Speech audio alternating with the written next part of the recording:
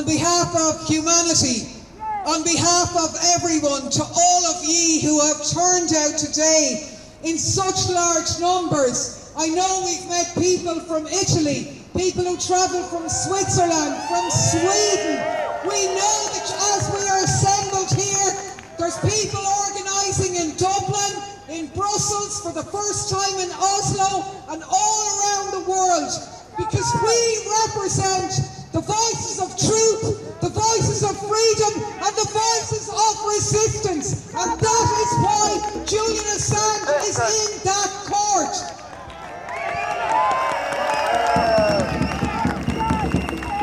Now we know that what is at stake here is not the life of a man, although the life of a man is at stake, and that is incredibly important, and we never lose sight of it for a minute.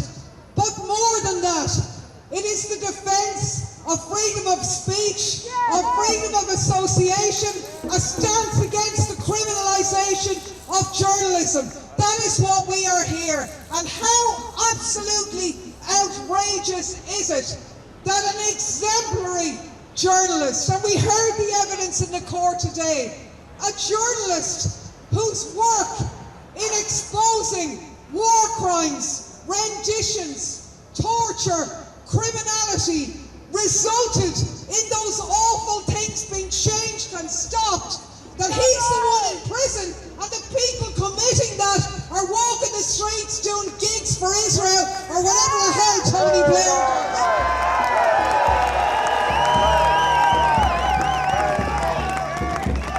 So the chilling effect is here. We know that. They say if Julian is sent to America, the chilling effect will silence other journalists. It has already been here for the past 12 years. So I think it is very fitting that we're here against the backdrop of the appalling atrocities and the live stream genocide in Gaza. We know that also where a civilian imprisoned population is being targeted. We also know the Ukraine war is going on without end, because that's what NATO want. And I just want you to remind you of the words of Julian when he talked about the war in Afghanistan. And he said that these wars are about flushing the money from the tax bases of the US and the EU through Afghanistan and back into the bank accounts of the military-industrial complex. It's not about winnable war, it's about endless war.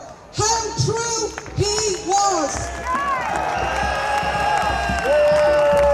And therefore, that voice, that very special voice that he had, is needed now more than ever, because it's not just about silence the peace movement, it's about journalism, it is about silencing the peace movement. So let's remember also that if wars can be started by lies, peace can be started by the truth. You're all here on the side of truth, so is Julian. We'll be all here tomorrow, and we will not rest until justice prevails.